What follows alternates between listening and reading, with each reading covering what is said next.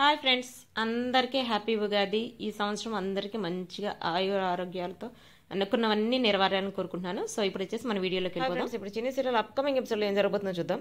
యాక్చువల్గా నిఖిల్ కావ్య ఇద్దరిని పెట్టారంటే మనకు అర్థమవుతుంది ఇంకా ముందు ముందు వాళ్ళిద్దరు సీన్స్ ఎక్కువ ఉంటాయని చెప్పి.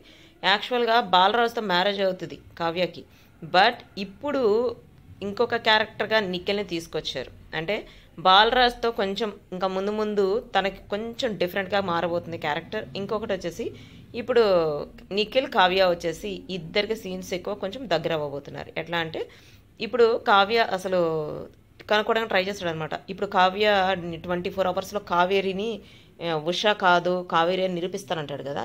ఈ క్రమంలో ఏం జరుగుతుందంటే ఇప్పుడు విజేంద్ర వర్మ అంటే కావ్యని చంపబోవటానికి ట్రై చేస్తుంటాడు కదా, అతను మళ్ళీ అటాక్ చేస్తాడు. అటాక్ చేసేటప్పుడు రక్షించేది వచ్చేసి నిఖిల్ రక్షిస్తాడు అనమాట.